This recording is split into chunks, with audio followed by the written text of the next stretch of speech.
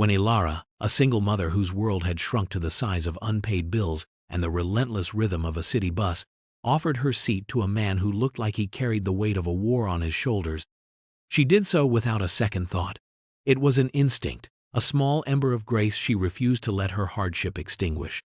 She never imagined that this man, with his haunted eyes and weary frame cloaked in a simple soldier's jacket, was Adrian Vance, a reclusive billionaire grappling with a grief so profound it had hollowed out his gilded life.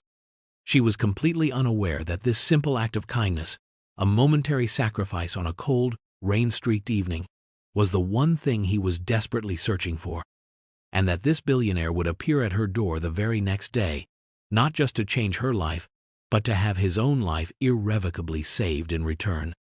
Before I continue the story, please subscribe. I need to reach 1,000 subscribers so I can keep bringing you stories like this every day. It's just one click for you, but it means a lot to me. Thank you. The city exhaled a damp, gray breath, coating the world in a fine mist that promised a deeper cold was coming. For Ilara, this weather was not a poetic backdrop but a practical menace, a creeping dampness that seeped through the worn seals of her apartment windows and made the thin coat she wore feel utterly useless. Her life was a series of these small, persistent battles against a tide of insufficiency.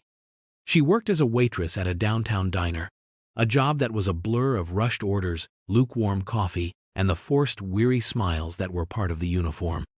The tips, a chaotic mix of loose change and crumpled bills, were never quite enough to silence the gnawing anxiety that lived in the pit of her stomach. Her son, Leo, a bright, 7-year-old boy with his father's eyes and her resilient spirit, was the sun in her perpetually overcast world. His laughter was a currency more valuable than any she earned, his crayon drawings of superheroes and smiling suns a defiant splash of color against the beige reality of their finances. But even Leo's light could not fully dispel the shadows.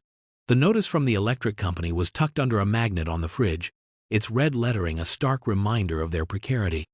The rent was due in 3 days. Leo needed new shoes, his current ones sporting a hole that grinned mockingly at her every time he ran. These worries were her constant companions, riding the bus with her to and from work, sitting with her in the quiet of their small living room after Leo was asleep. She felt a profound sense of exhaustion that went bone deep, a weariness not just from the long hours on her feet but from the relentless mental arithmetic of survival.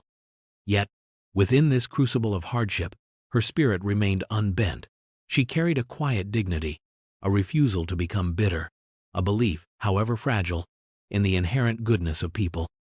It was this belief that guided her through the world, a small, internal compass pointing toward kindness, even when the landscape was bleak and unforgiving. Tonight, the bus was more crowded than usual, a humid, moving capsule of damp wool and shared misery. Every seat was taken, the aisle thick with people swaying in unison with the vehicle's lurching movements. Ilara had been lucky to find a seat, a small reprieve for her aching feet. She stared out the window, the city lights smearing into abstract art through the rain-slicked glass, her mind already on the meager contents of her pantry and what she could cobble together for dinner. She was so lost in her thoughts that she almost didn't see him get on. He moved with a heavy slowness, a man who seemed to be forcing his body through an invisible, viscous medium of sorrow. He wore a simple, olive-drab jacket, the kind soldiers wore, and his face was etched with a fatigue so profound it seemed to have settled into his very bones. He didn't look for a seat, just found a space by the door to lean, his gaze distant and unfocused. In that moment, Ilara didn't see a stranger. She saw a story. She saw the quiet burden of service, the echo of her own father, who had come back from his tour a different, quieter man. She felt an immediate, unthinking surge of empathy, a recognition of a shared human weight. The decision was made before she was even fully conscious of it. A simple, irrefutable command from her heart. Adrian Vance had not known true silence until his brother, Daniel, was gone. The sprawling emptiness of his mansion, once a sanctuary of quiet solitude, was now an oppressive vacuum that amplified the echoes of his loss. The silence was in the untouched wing of the house Daniel had stayed in the pristine garage where his brother's vintage motorcycle gathered dust, in the hollow ring of a single set of footsteps on marble floors. Daniel, a career soldier, had been the family's heart, its anchor to a world of honor and duty that Adrian, with his empire of code and capital, had only ever observed from a distance. Daniel had believed in things Adrian found increasingly abstract: courage, sacrifice, the innate decency of ordinary people.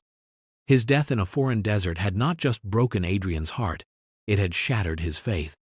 The world, from the sterile heights of his penthouse office, seemed a transactional, cynical place, a complex algorithm of greed and self-interest. His wealth, once a source of pride, now felt like a wall of glass, separating him from any genuine human experience. In the raw, disorienting aftermath of his grief, he began a strange pilgrimage. He shed the skin of the billionaire, leaving behind the tailored suits, the chauffeured cars, the legion of assistants. He donned the clothes of an everyman, a deliberate act of penance and exploration. He wore an old army jacket he'd found in Daniel's closet, the fabric holding the faint, lingering scent of his brother. It was a shroud and a disguise. He walked the city streets, ate at greasy spoons, and rode public transportation, immersing himself in the currents of life he had for so long flown above. He wasn't sure what he was looking for. A sign, perhaps. A reason to believe Daniel's worldview wasn't a naive fantasy. He was testing the world, daring it to show him a flicker of the goodness his brother had so fiercely believed in. So far, the world had failed the test. He saw people push past each other, avert their eyes from suffering, retreat into the cold glow of their phones. He felt more invisible than he ever had as a billionaire. Tonight, the rain mirrored the storm inside him. He boarded the bus not to go anywhere in particular, but to simply be among people, a ghost observing the living. The humid air, thick with the scent of wet coats and damp humanity, was a stark contrast to the filtered, climate-controlled environments he was used to. He braced himself near the door, his body aching with a weariness that grief had inflicted, a physical manifestation of his soul's exhaustion. He registered the faces around him as a blur of indifference, another piece of evidence for his growing cynicism. He was a ghost, a silent observer in a world that had forgotten how to see. The bus lurched forward, throwing the standing passengers into a clumsy dance of adjustment. Ilara watched the man in the soldier's jacket. He barely moved, absorbing the motion as if it were just one more small burden to be borne. The overhead lights cast shadows across his face, highlighting the deep lines of exhaustion around his eyes. He looked younger than she had first thought, but his gaze held the ancient weariness of someone who had seen too much. For Ilara, the sight resonated with a painful familiarity. Her father, after his service, had carried that same look, a quiet haunting that never fully left him. She remembered her mother telling her to be gentle with him, that he was carrying invisible wounds. This stranger on the bus seemed to be carrying them too. Her own feet throbbed in her worn-out shoes. Her back ached from a long day of leaning over tables and carrying heavy trays. Every part of her body screamed for this small moment of rest on the hard plastic seat. Giving it up was, in its own small way, a significant sacrifice. It was the only comfort she had. And yet, the thought of him standing there, carrying his unseen burdens while she sat, felt fundamentally wrong. It was a dissonance she couldn't ignore. Without another moment of hesitation, she stood up, her movement catching the eye of the passenger next to her, who gave her a look of mild surprise. She navigated the short distance to where the man stood, her hand lightly gripping the overhead rail for balance. "Excuse me," she said, her voice soft but clear over the rumble of the engine. Adrian, lost in the gray landscape of his thoughts, was startled back to the present. He turned his head and saw her, a woman with a kind face and tired eyes, looking directly at him.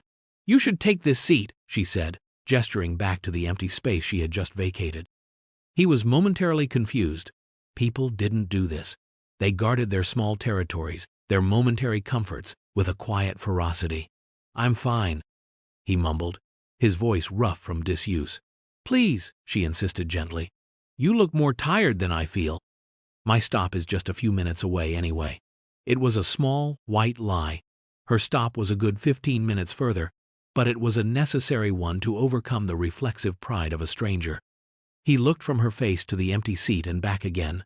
There was no artifice in her expression, no expectation, just a simple, direct offering of kindness.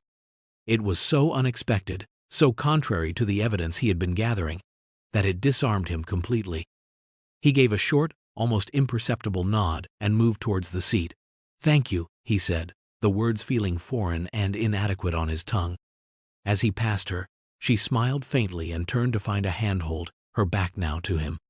As the bus pulled away from the curb, a sudden jolt caused her to lose her balance for a second, and a single, gray-knitted glove slipped from her coat pocket, falling silently to the floor, unnoticed. Adrian sat down, the plastic of the seat still holding a faint warmth from its previous occupant. The sensation was oddly intimate, a lingering trace of her presence. He watched her as she stood in the aisle, her small frame swaying with the bus's rhythm, her gaze fixed on the passing city lights. He replayed the brief interaction in his mind. "You look more tired than I feel." She couldn't have known the depth of that truth. He was tired in a way that sleep couldn't fix, a soul-deep weariness from which he was beginning to believe there was no recovery. Her gesture, so small and simple, was like a single match struck in the vast, dark cavern of his cynicism. For the first time in months, he felt something other than the dull ache of grief or the sharp sting of disillusionment. It was a flicker of warmth, faint but undeniable. He looked at her more closely now, studying the details he had missed before. Her coat was thin for such a cold night, the cuffs slightly frayed. Her shoes were practical but worn. Her hands, gripping the overhead rail, were chapped from work or weather. It was clear she was not a person of means. Her life was likely a struggle, her own weariness a constant companion. And yet, she had given away her comfort, her small moment of rest, to a complete stranger, based on nothing more than a perception of his need. She had done it without expectation of thanks or reward. She had done it because it was who she was. As his gaze drifted downwards, he saw it, a small gray shape on the grimy floor of the bus. Her glove. It was a simple, hand-knitted thing, slightly misshapen, a testament to practicality over fashion.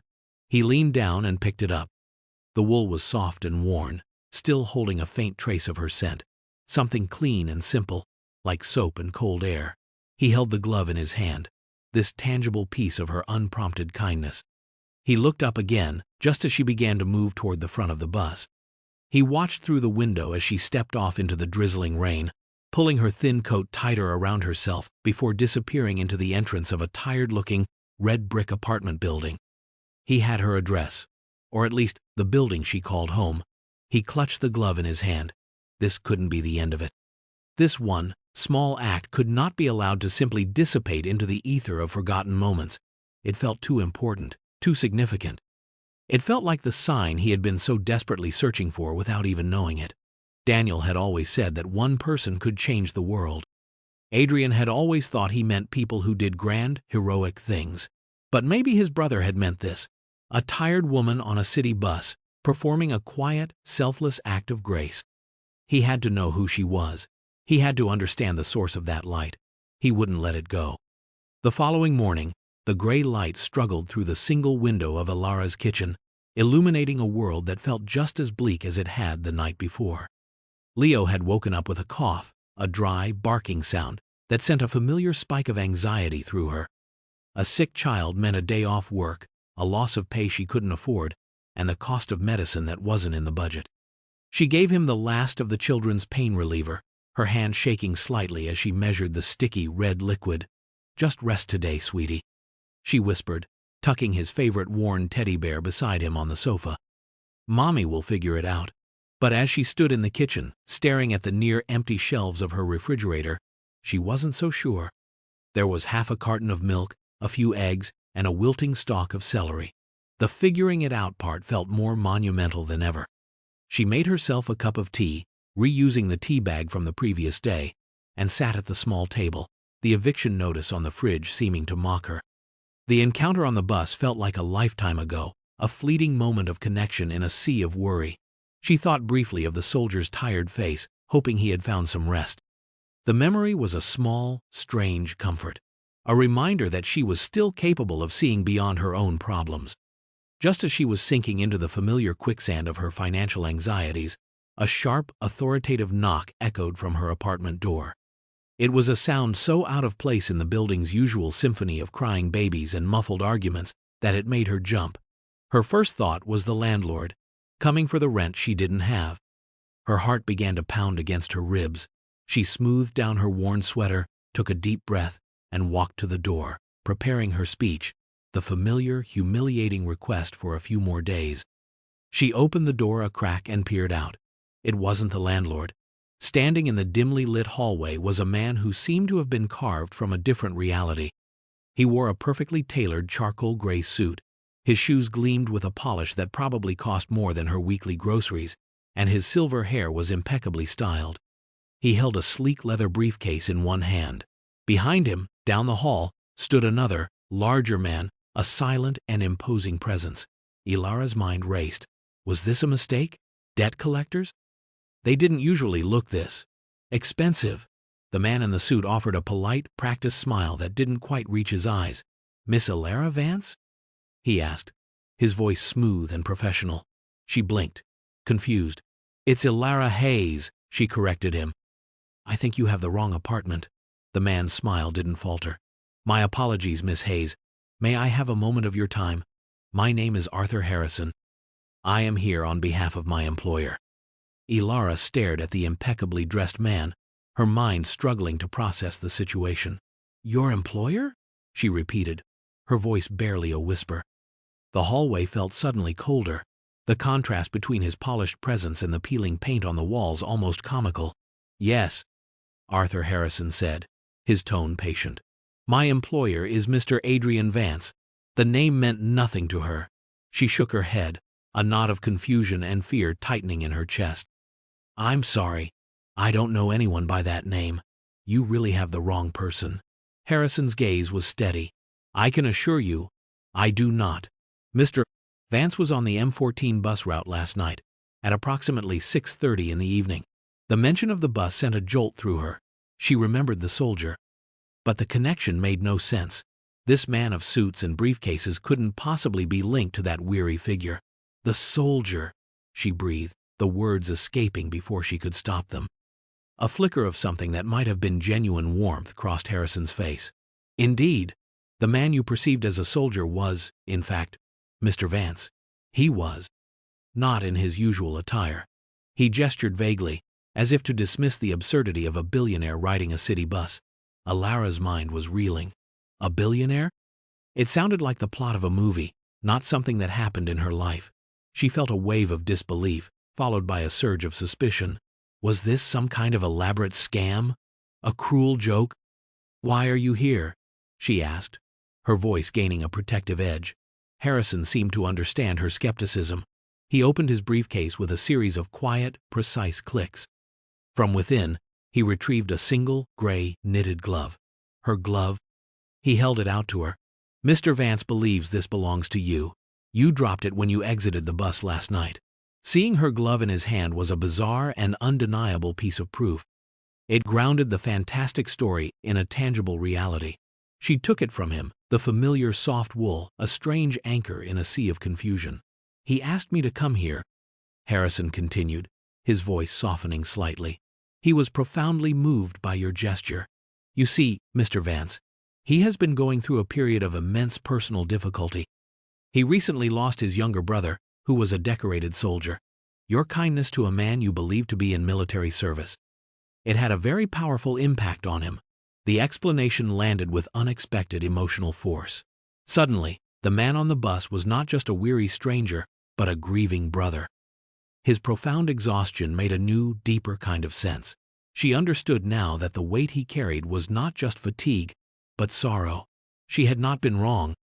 He was carrying invisible wounds. I'm so sorry for his loss," she stammered, her defensiveness melting away into a wave of pure empathy. "I didn't do anything special." Anyone would have done the same. Harrison's expression was knowing. "With all due respect, Miss Hayes, that is simply not true. And Mr. Vance is a man who recognizes the value of the exceptional." Arthur Harrison's words hung in the air, dense with implications Ilara couldn't begin to unravel. The value of the exceptional. To her, what she had done was the most normal thing in the world. It was a simple act, born of a simple human impulse.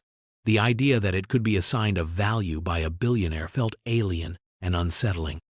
She clutched the glove in her hand, the soft wool a small, familiar comfort against her palm. "I don't understand what any of this has to do with me," she said honestly. I'm glad my gesture meant something to him, especially given what he's been through. But that's all it was. Harrison nodded, his expression one of practiced understanding.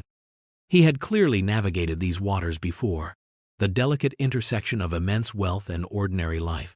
Mr. Vance is not a man who allows such things to go unacknowledged, he explained, his voice returning to its smooth professional cadence. He believes that kindness is a currency that should be rewarded. He understands that you are facing certain financial pressures. He said the words delicately, but they landed like stones in Alara's stomach. He knew. Of course he knew. A man like Adrian Vance could find out anything he wanted to know. He knew about the late rent, the looming bills, the empty pantry. The knowledge felt like a violation, an intrusion into the private, desperate calculus of her life. A hot flush of shame and pride rose in her cheeks. He asked me to deliver this, as a token of his profound gratitude. Harrison reached back into his briefcase and withdrew a long, white envelope. It was made of thick, expensive paper, and her name, Elara Hayes, was written on the front in elegant calligraphy. He held it out to her. She stared at it as if it were a venomous snake. She knew, without a doubt, that the envelope contained a check, a sum of money that would likely solve all her immediate problems, and then some. It was a lifeline. It was an escape from the anxiety that was her constant companion. And yet, the thought of taking it felt like a betrayal of the very impulse that had prompted the offer. She had given up her seat out of pure empathy, a moment of connection with another human being. To accept money for it felt like selling that moment, cheapening it, turning an act of grace into a transaction. "I can't take that," she said, her voice shaking slightly but firm. She pushed the envelope gently back towards him. Harrison's eyebrows raised a fraction of an inch, his professional mask momentarily slipping to reveal genuine surprise. "Miss Hayes, I urge you to reconsider.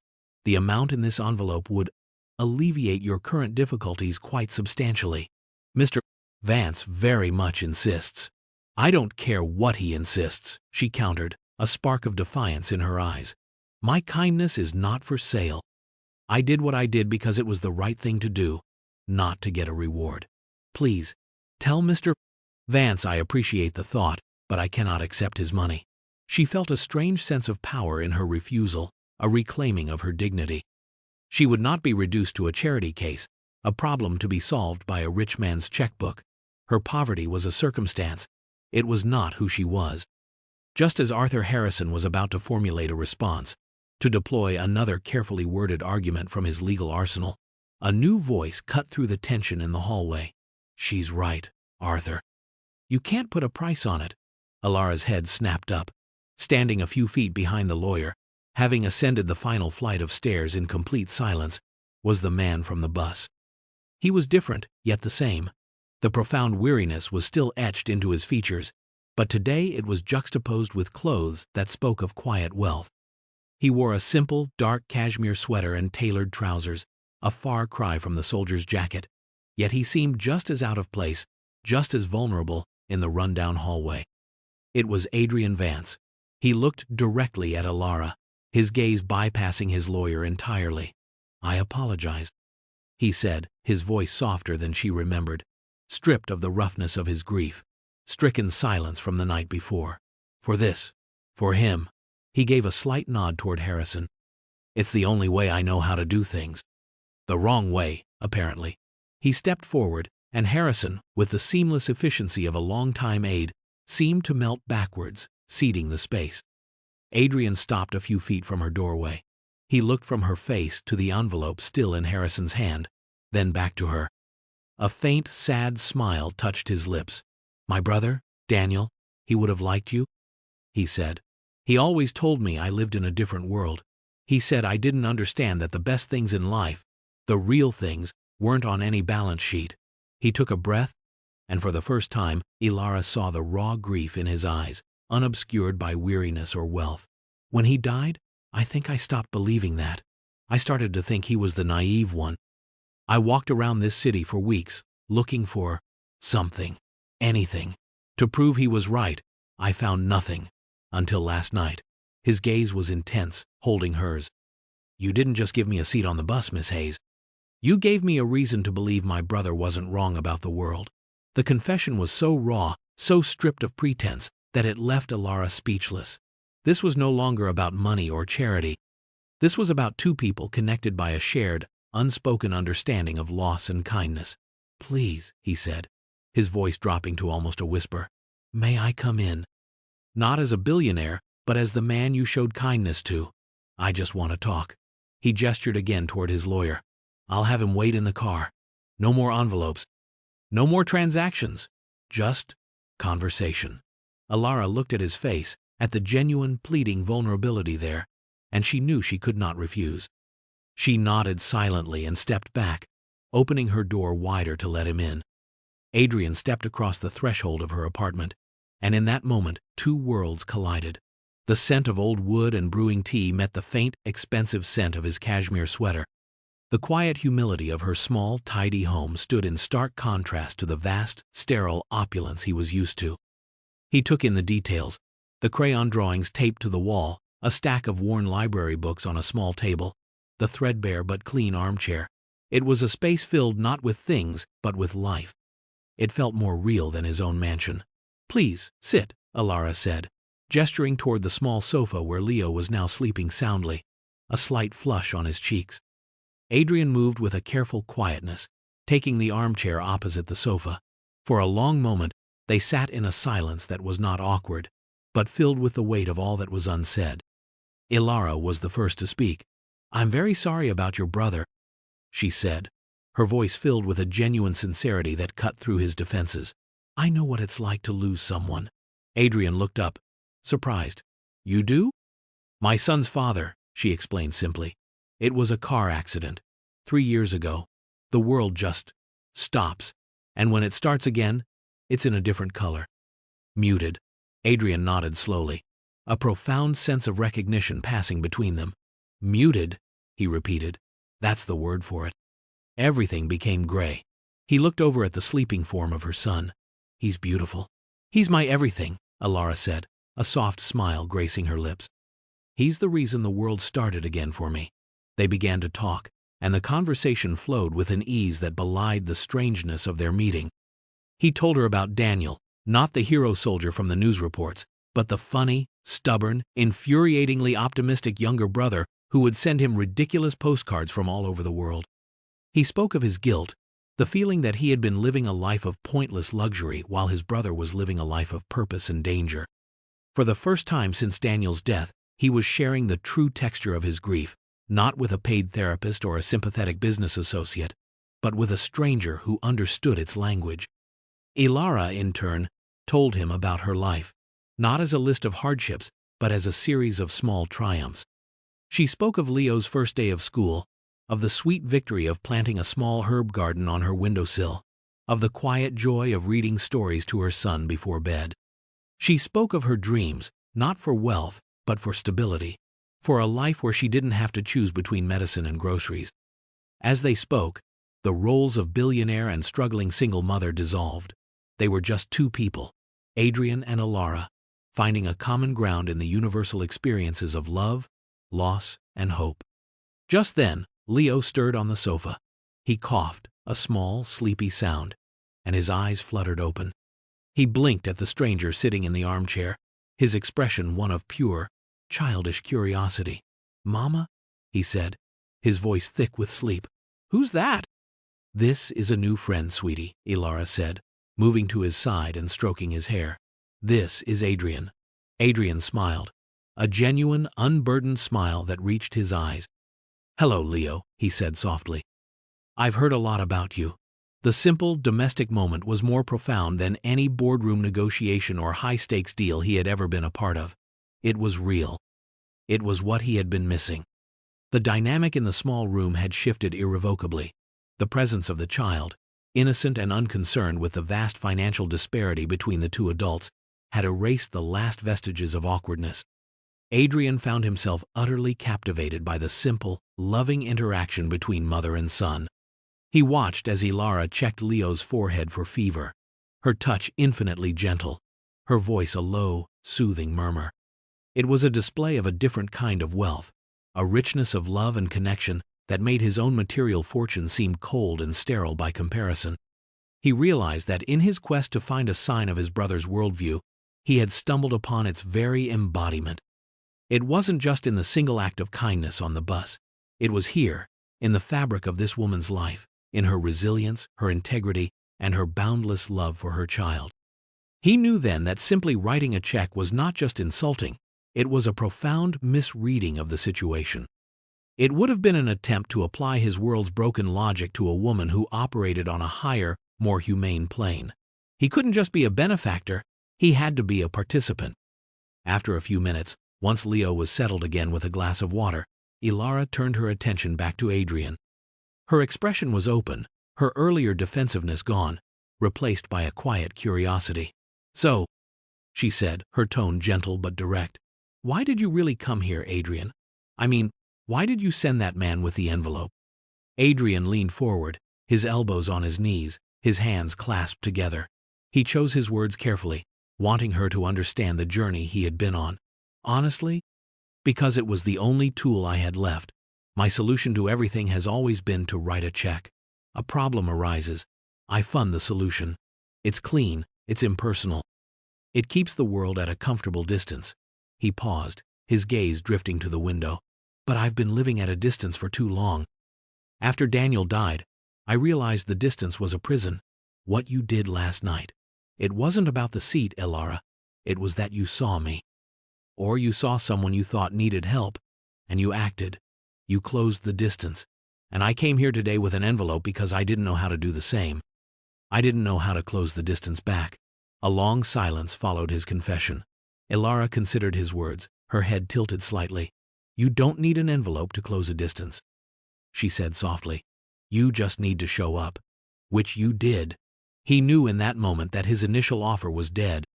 But a new idea, something far more meaningful and collaborative, began to form in his mind. It was an idea that wasn't about charity, but about partnership. It was about combining his resources with her humanity. "I want to start a foundation," he said, the idea taking shape as he spoke it aloud. "In my brother's name. The Daniel Vance Foundation. Its mission would be to help people who fall through the cracks. Veterans' families. Single parents. People who are one piece of bad luck away from disaster. People who, despite everything, still choose to be kind." He looked at her, his eyes filled with a new and unfamiliar hope. "I have the money. God knows I have the money. But I don't have the first clue how to actually connect with people, how to understand what they truly need. I don't have the heart for it. But you do. You have more of it than anyone I've ever met." He took a breath, laying his proposition bare. "I don't want to give you a handout, Ilara. I want to offer you a job. Run this foundation with me. Be its heart. Help me build something that Daniel would have been proud of. Something real." Ilara listened to Adrian's proposal, a whirlwind of emotions swirling within her. A job.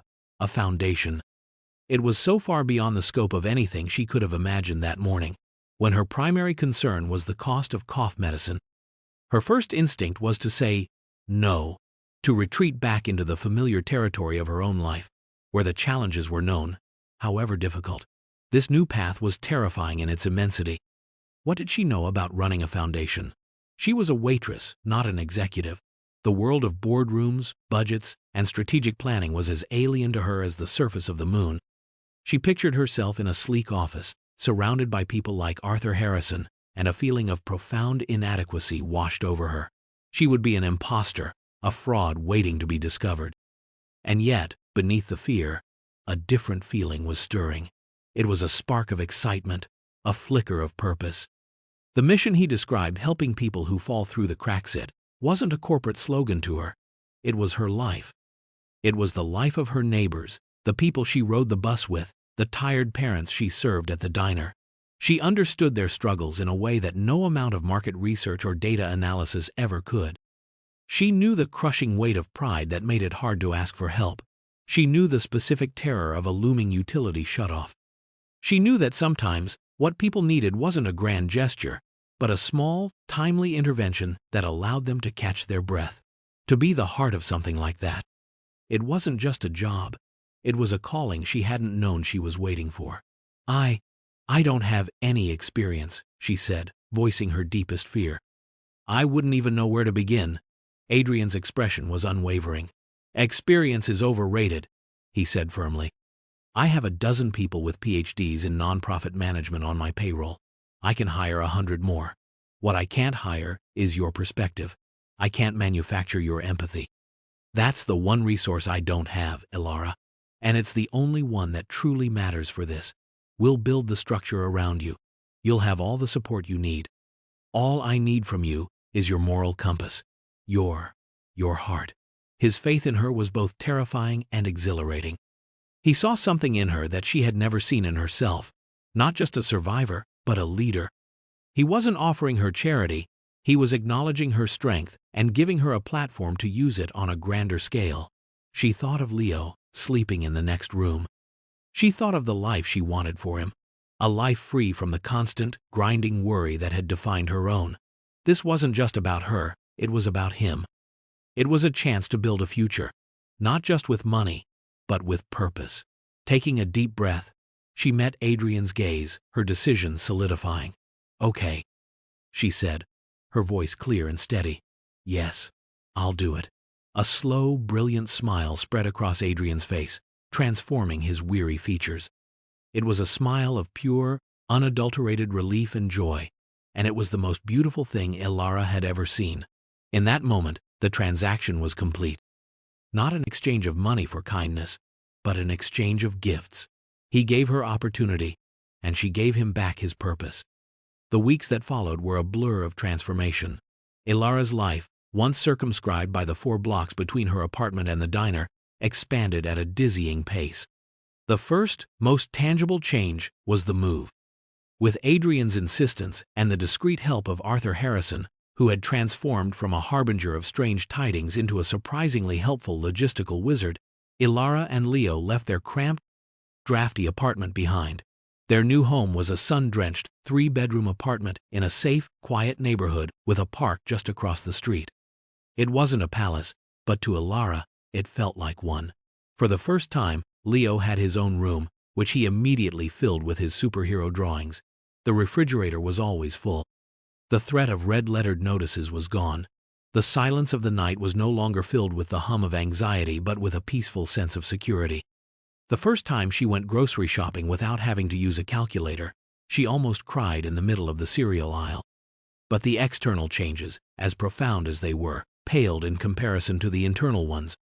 Her new role as the Director of Community Outreach for the Daniel Vance Foundation was a challenge unlike any she had ever faced.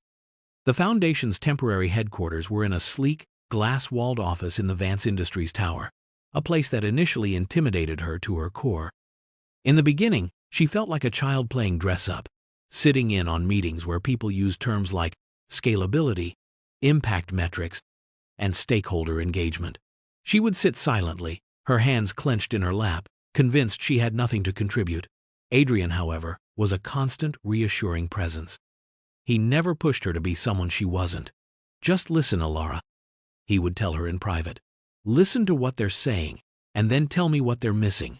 And that became her superpower. In a meeting about creating an efficient online application portal for aid, she was the one who gently pointed out that many of their target recipients didn't have reliable internet access or might be intimidated by a purely digital process. In a discussion about financial grants, she was the one who suggested that what some families needed more than a check was emergency childcare or a repaired vehicle to get to work. She brought the ground-level truth to their 30,000-foot view. She was the voice for the people who weren't in the room. Slowly, her confidence grew. She began to understand that her lack of experience was actually her greatest asset. She wasn't bound by the established, often inefficient protocols of traditional philanthropy. She led with her heart, and it turned out to be a remarkably effective strategy. The real magic happened when she was out of the office. She insisted that a significant portion of her time be spent in the communities they aimed to serve. She visited veterans centers, community halls, and single-parent support groups. She didn't arrive with a clipboard and a list of questions. She came with coffee and a willingness to listen. She heard their stories, understood their needs, and brought that invaluable intelligence back to the foundation, shaping its programs into something truly responsive and humane. She was the bridge between Adrian's wealth and the real world, and in crossing that bridge every day, she found a sense of fulfillment she had never known was possible. Adrian watched Ilara's evolution with a sense of awe and profound gratitude. He had offered her a job hoping she would be the foundation's heart, but he had underestimated the transformative power of that heart. She was not just its moral compass, she was its engine. He saw how the other employees, initially skeptical of the waitress Adrian had inexplicably placed in a leadership role, had come to respect and admire her. Her quiet dignity and fierce advocacy for the people they served had won them over completely. But the most significant transformation was not in Ilara, it was in himself. Before her, his life had been a series of sterile environments: the silent mansion, the chauffeured car, the glass tower office. It was a life lived behind a protective, isolating shield. Ilara, and the work of the foundation, shattered that shield. He started to accompany her on her community visits, tentatively at first, then with a growing sense of purpose. He would stand at the back of a room in a church basement, listening as Ilara spoke with a group of struggling parents. He heard stories of resilience and desperation that humbled him. He met a former Marine who was too proud to ask for help, even as his family faced foreclosure. He met a young mother who worked 2 jobs but still couldn't afford the therapy her autistic child needed. These were not statistics on a spreadsheet. They were people, with names, faces, and stories that lodged themselves in his heart. The work gave his grief a new direction. Instead of a hollow ache, it became a motivating force. Every family they helped, every life they touched, felt like a tribute to Daniel. He could almost hear his brother's voice, that familiar, loving, "I told you so," every time he saw the tangible impact of their work. The Daniel Vance Foundation became his passion. He found he was less and less interested in the quarterly reports of his other businesses and more invested in the thank you letters that started to pour into the foundation's office. One letter, from the wife of the Marine they had helped save from foreclosure, was pinned to the wall beside his desk. It read, simply, "You didn't just save our home. You saved my husband's pride. Thank you for seeing him." He and Ilara developed a rhythm, a partnership that felt as natural as breathing. They would spend hours in his office, long after everyone else had gone home, brainstorming ideas, wrestling with complex cases, and sharing stories from their day. The vast, intimidating space, once a symbol of his isolation, became their sanctuary. It was filled with whiteboards covered in their scribbled plans, and more often than not, the sound of their shared laughter. He found himself looking forward to these moments more than anything else. He was falling in love with her. It wasn't a sudden, dramatic event, but a slow, quiet realization that dawned on him over weeks of shared purpose. He was falling in love with her integrity, her compassion, her quiet strength, and the way her eyes lit up when she talked about helping someone. She was the most authentic person he had ever known, and she was slowly, patiently, teaching him how to be authentic, too. His gilded cage had been unlocked, and it was Ilara who had shown him how to step outside. Just as the foundation was hitting its stride, establishing a reputation for its uniquely compassionate and effective approach, the first storm broke.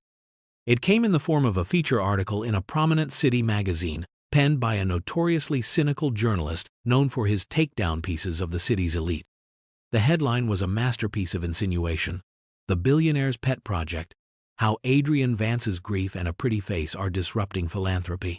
The article painted Adrian as a grieving, emotionally vulnerable billionaire being manipulated by a savvy, opportunistic woman. It portrayed Ilara as a Cinderella figure, a waitress who had shrewdly leveraged a single act of kindness into a position of power and wealth. It twisted her history of hardship not into a source of empathy, but into a motive for calculated ambition. It quoted anonymous sources from the established philanthropic community who questioned her lack of credentials and expressed concern over the foundation's unconventional methods. The piece was expertly crafted, filled with half-truths and loaded language that created a narrative of suspicion and scandal. It was designed to sow doubt, to poison the well of public opinion, and to undermine the very heart of their work. When Adrian read the article, a cold, familiar rage washed over him. It was the cynicism of the world he had tried to escape, reaching out to pull him back in. His first instinct was to unleash his army of lawyers, to sue the magazine into oblivion, to crush the journalist who had dared to attack Ilara. He saw her face when she read it, the way the color drained from her cheeks, the wounded look in her eyes as she saw her intentions so cruelly mischaracterized. The hurt he felt on her behalf was a physical ache. "I'll destroy them," he snarled, pacing his office like a caged lion. But Ilara, after the initial shock, responded with a quiet strength that astonished him. She placed a calming hand on his arm. "No, Adrian," she said, her voice steady. "That's your old way of doing things, fighting fire with fire. We can't do that." "They called you a gold digger," he said, his voice raw with anger. "They twisted everything beautiful about what we're doing." "I know what they said," she replied calmly. "And it hurts. But it's just words. Our work is real. The families we've helped are real. We can't let one cynical article distract us from that. If we fight them on their terms, we become like them. We have to fight them on our terms." At that exact moment, a new crisis landed on their desk, one that made the magazine article seem trivial.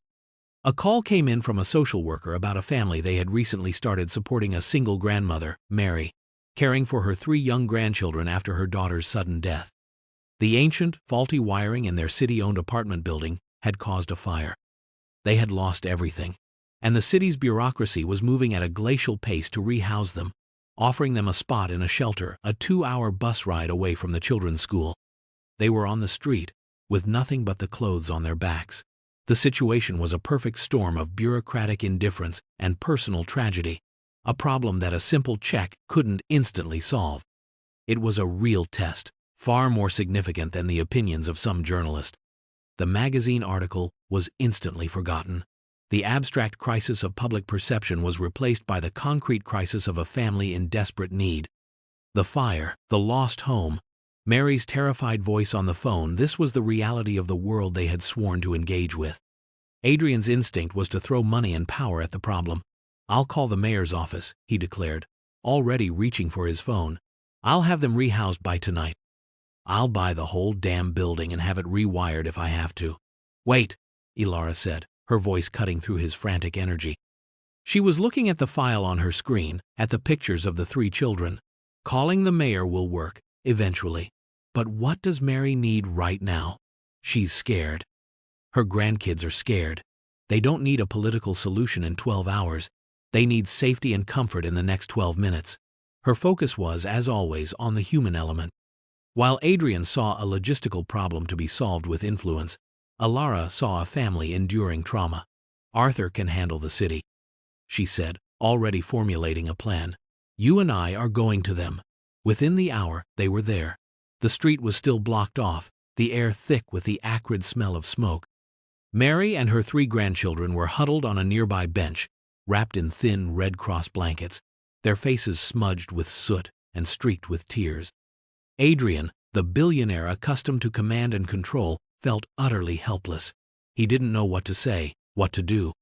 But Ilara walked straight to Mary and knelt down in front of her, taking the older woman's trembling hands in her own.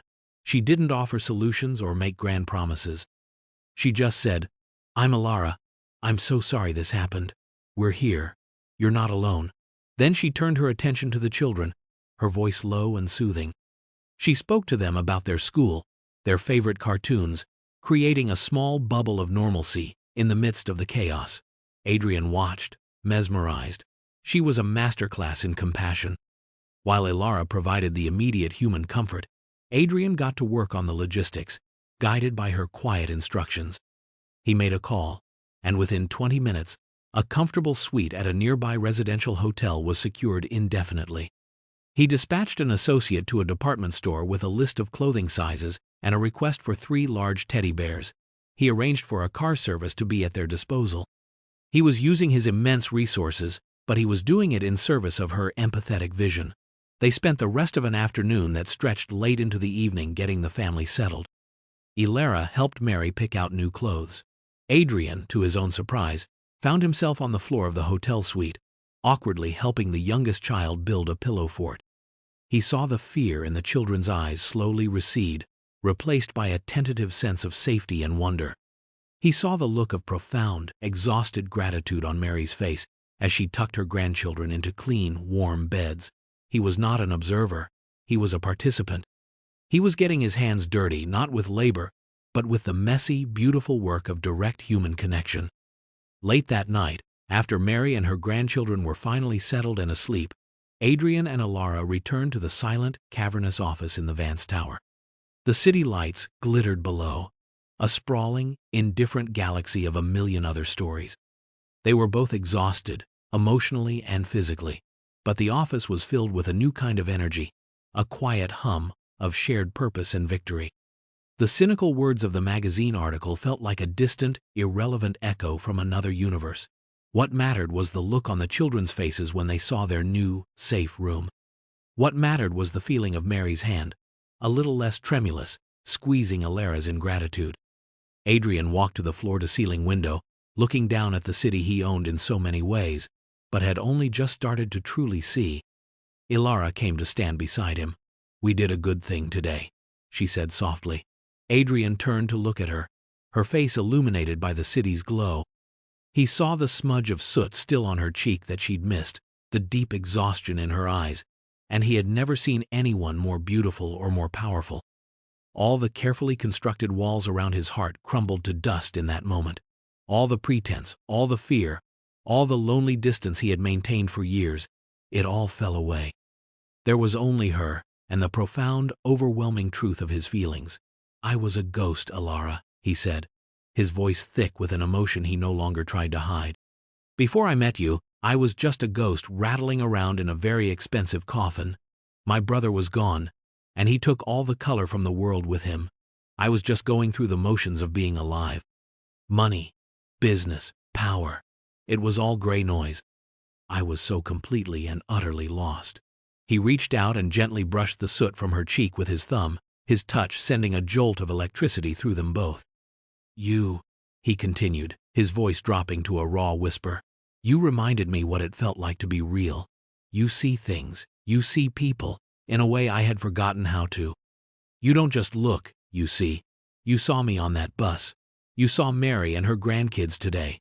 You brought the color back." Ilara's eyes shimmered with tears, but she wasn't sad. She was seeing the culmination of their entire journey, from a simple seat on a bus to this moment of profound, shared vulnerability. She thought of her own life before him, the constant, grinding fear, the feeling of being invisible in her struggle. "You're wrong about one thing," she said, her voice as soft as his. "You think you saved me. You gave me a job, a nice apartment, security, and I'm grateful for that. I truly am. But that's not what you really did for me." She met his intense gaze, her own heart laid bare. "You didn't save me from being poor, Adrian. You saved me from being invisible. You saw me, too." In the quiet of the office, high above the sleeping city, there was no longer a billionaire and a former waitress. There were just two souls who had found their reflection in each other, two people who had been lost in their own lonely worlds and had, through a simple act of kindness, found their way home. He leaned in, and she met him halfway, and their first kiss was not a spark of passion, but a quiet, profound confirmation of everything they had just said, a promise of a future to be built together. The aftermath of the crisis and their emotional breakthrough was not a dramatic, movie-like sweep of romance, but a quiet, steady knitting together of their lives. Their relationship, now acknowledged and embraced, became the new, solid foundation upon which everything else was built. The work at the foundation deepened, infused with their shared commitment not just as partners in philanthropy, but as partners in life. Their late nights at the office, once filled with professional problem-solving, now blended seamlessly with personal conversations, shared meals, and the easy intimacy of a couple building a future. Adrian discovered a new kind of joy, one that had nothing to do with market valuations or corporate acquisitions. It was the joy of watching Leo's face light up when he helped him with a particularly tricky math problem. It was the simple pleasure of cooking dinner with Ilara in her sun-filled kitchen, the air filled with the scent of garlic, and their easy laughter. He, who had once commanded boardrooms, now found his greatest sense of accomplishment in successfully assembling a new bicycle for Leo's 8th birthday. He was learning the language of family, of domesticity, and finding it infinitely more fulfilling than the language of finance he had spoken his entire life. For Ilara, the sense of security he provided was more than just financial. It was the security of having a true partner, someone who saw her and valued her not for what she did, but for who she was. She no longer had to carry the weight of the world on her own shoulders. She blossomed in this new environment, her natural empathy now supported by the resources and confidence to enact real, large-scale change through the foundation. She became a respected and beloved figure in the city's nonprofit community, not because of her connection to Adrian Vance, but because of her genuine, effective, and deeply human approach to her work. Their life together became a gentle rhythm of shared responsibilities and simple pleasures. Weekends were spent not at lavish galas or exclusive resorts, but at the park across the street from her apartment, pushing Leo on the swings or taking trips to the zoo. Adrian introduced Ilara and Leo to the quieter parts of his world, not the opulence, but the places that held meaning for him. He took them to a small, secluded lake house his father had built, a place he and Daniel had spent their summers as boys. It was there, skipping stones across the water, that he told Leo stories about his Uncle Daniel, the brave soldier who had loved to fish and tell terrible jokes. He was not just sharing his past, he was building a new family, weaving Ilara and Leo into the fabric of his own history, healing his grief by filling the empty spaces with new love and laughter. It was a quiet, deliberate construction of a shared life, brick by brick, moment by moment. One bright, crisp autumn afternoon, almost a year to the day after they first met, Adrian drove them to a familiar, unassuming street corner. He parked the car, and for a moment, they just sat, looking at the bus stop. The sun was shining, a stark contrast to the cold, drizzling rain of that fateful evening. The grimy, forlorn shelter looked different in the light, just an ordinary piece of city furniture, but for them, it was a sacred place. "Do you remember?" he asked softly, though he knew she did. "How could I forget?" she replied, her hand finding his. "It was the best lie I ever told." He smiled, remembering her excuse that her stop was just a few minutes away. "I was so lost that night," he confessed, his voice quiet. "I keep thinking about what would have happened if you hadn't gotten on that bus, or if you had just looked the other way. My whole life would be different. I would be different. Maybe," she said, squeezing his hand. "Or maybe the world would have found another way to show you what you needed to see.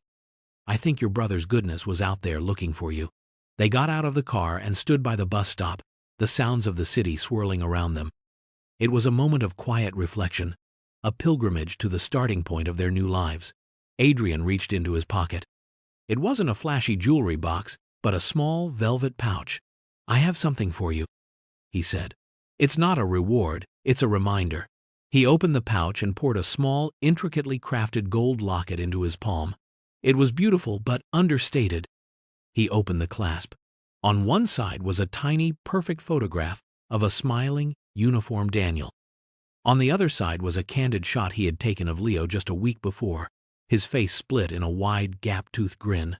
"It's so you can carry my heart, and yours, with you," he explained, his voice thick with emotion. Ilara's eyes filled with tears as she took the locket. It was the most thoughtful, meaningful gift she had ever received. It wasn't about its monetary value, it was about the universe of love and history it contained. It was a symbol of their joined families, their joined pasts, and their joined future.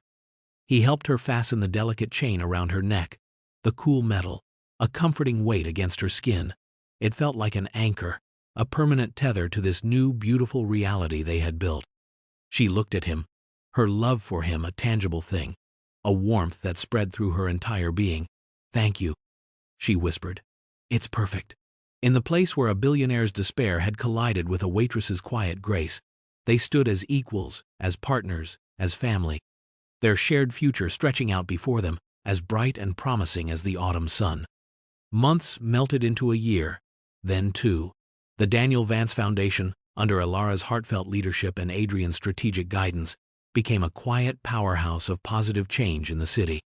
It was known not for its massive endowments, but for its agility, its compassion, and its mantra, which Ilara had coined herself. Dignity first. They pioneered programs that were revolutionary in their simplicity. A 24-hour emergency fund for childcare so parents wouldn't have to miss work. A fleet of handyman vans, staffed by retired veterans to do small but critical home repairs for the elderly. A mentorship program that paired at-risk teens with tradespeople. The story of the cynical magazine article was a long-forgotten footnote. replaced by dozens of stories of real, tangible impact. Ilara was no longer the waitress in the tower. She was a respected community leader, sought after for her advice and her unique, ground-level perspective. She moved through the world with a quiet confidence, her voice never loud, but always heard. Adrian, in turn, had fully shed the skin of the reclusive, jaded billionaire. He was still a formidable businessman, but his focus had shifted. He leveraged his vast network and influence not for personal gain, but to further the work of the foundation. He convinced corporate rivals to partner on community projects. He championed legislative changes to protect vulnerable families, and he found a deep, abiding joy in using his power for unequivocal good. He was happier and more fulfilled than he had ever been when his only goal was accumulating wealth. Their family life flourished. They had moved out of Ilara's apartment and into Adrian's mansion, but it was no longer the sterile, silent place it had once been. Ilara, with her innate warmth, had transformed it into a home. The sound of Leo's laughter echoed in hallways that had once known only silence. The grand, formal dining room was now the site of chaotic family dinners and homework sessions. Leo's superhero drawings were proudly displayed on the multi-million-dollar refrigerator. They were a family, in every sense of the word. Adrian had formally adopted Leo, a day that all three of them celebrated as their true anniversary. They were a common sight in their community. Adrian Vance, the titan of industry, holding hands with Ilara Hayes, the woman who had reminded him how to live, with a happy, thriving boy swinging between them. They were a modern-day fairy tale, but one grounded not in magic, but in the profound and transformative power of human kindness. Their story was a quiet testament to the idea that true wealth is not what you have, but what you give, and that the most valuable connections are forged not in boardrooms, but in the simple, selfless moments of seeing another person's need and choosing to act. The scene is one of domestic tranquility, a stark and beautiful contrast to the two separate, lonely worlds that began this story. It is a Tuesday evening in early winter. Snowflakes drift lazily past the large windows of the living room, blanketing the world in a peaceful white. Inside, a fire crackles in the grand fireplace, casting a warm golden glow across the room. The sterile mansion has been utterly transformed. It is a home now, filled with the comfortable clutter of a happy life. A half-finished puzzle sits on a large coffee table, Leo's school backpack is slung over a chair, and a ridiculously fluffy dog, a rescue named Bus Stop, is sleeping soundly by the hearth. Adrian is on the floor, his tie loosened, helping Leo, now a confident 10-year-old, finish a complex Lego creation. Adrian's face, once a mask of grief and cynicism, is relaxed and open, filled with a patient affection as he listens to Leo explain the intricate details of their spaceship. He is no longer the unfulfilled affluent. He is a father, a partner, a man who has found his purpose. Ilara enters the room, carrying a tray with 3 mugs of hot chocolate, topped with an absurd amount of whipped cream. She is wearing a simple, comfortable sweater, and the gold locket is a constant, quiet presence at her throat. She moves with an easy grace and a deep-seated happiness that radiates from her. She is not the humble altruist defined by her struggle, but a woman secure in her strength and her love. She sets the tray down and smiles, taking in the scene. The man she loves, and the son she adores, building something together, safe and warm while the snow falls outside. It is the physical manifestation of all her once desperate prayers for stability and peace.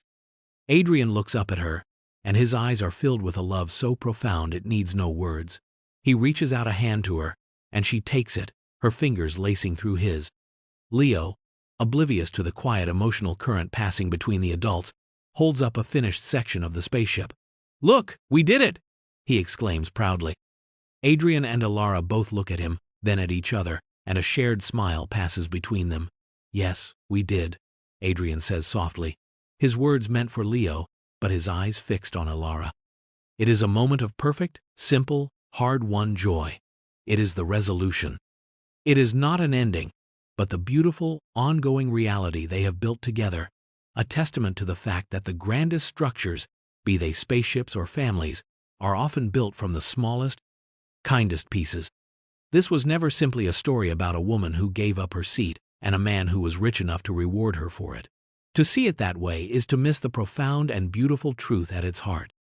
It is a story about the immense power of seeing. In a world that encourages us to look past, to look through, or to look away from one another, Ilara chose to see a stranger's weariness. And in doing so, she started a chain reaction of grace that she could never have anticipated. Adrian, cocooned in a fortress of wealth and grief, had forgotten how to see the humanity in others, and in himself. Her simple, unadorned act of kindness was not a transaction, it was a key. It unlocked the door to his gilded cage and allowed him to step back into the world, not as a spectator, but as a participant. It reminded him that empathy is the only true currency, and that our own healing is inextricably linked to our willingness to acknowledge the burdens of others. We often believe that changing the world requires grand gestures, immense resources, or powerful positions. But the truth is far simpler and far more accessible to every single one of us. The world changes when one person chooses to see another, to offer a moment of comfort, to close the distance with a simple act of grace.